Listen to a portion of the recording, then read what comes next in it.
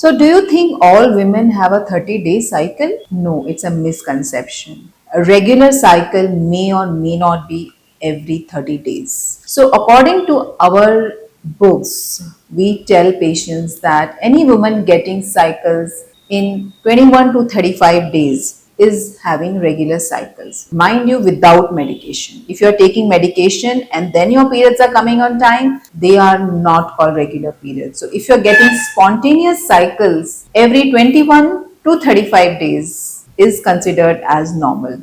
If you're getting period every 24 days, that is also considered as a normal cycle. If you're getting period every 34 days, that is also considered as normal cycle. So if you are getting periods which are not within this range and you don't know what time are you ovulating, then how do you plan pregnancy? A difficult question, right? So let's discuss. So how can you plan your pregnancy when you have irregular cycle? Generally, if a girl or a woman has cycle longer than 35 days, 40 days, 45 days or 50 days, most likely the ovulation may or may not be happening. So if a woman is having cycle every 30 days or 35 days or 40 days, that is not a confirmation for ovulation. Ovulation may be erratic or may not be happening. So how do you know your ovulation days? So, in a normal cycle, 28 to 30 day cycle, ovulation happens around 14th or 15th day because after ovulation, the periods will happen after 14 days. So, that period is fixed. So the growth of egg may take 15 days, 8 days or 10 days. That will determine your length of your cycle. But if women suffering from PCOD or any other disorder are having irregular cycle, ovulation may not be happening. So do you know some signs of ovulation? First sign is change in your cervical mucus. Immediately after period, you may see dry days and then you start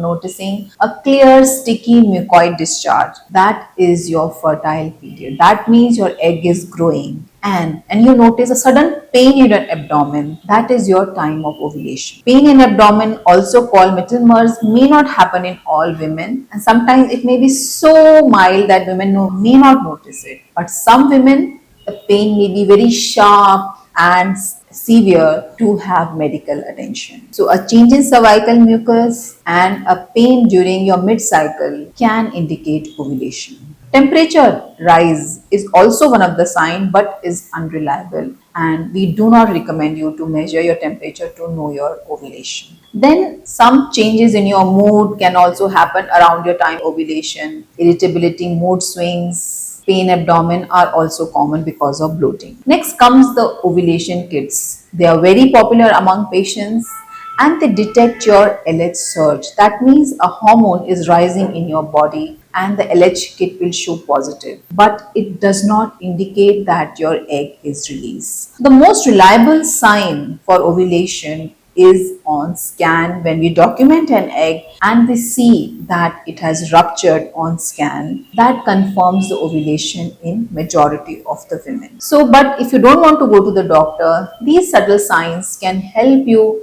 track your ovulation and follow the calendar methods to plan pregnancy. But if still after tracking your ovulation you're not able to conceive, it's better to go to a doctor and confirm your ovulation on scan. And if you're not ovulating naturally, then we might have to make you ovulate with the help of medication, and that procedure is called ovulation induction. So I think this tip may help you. Thank you.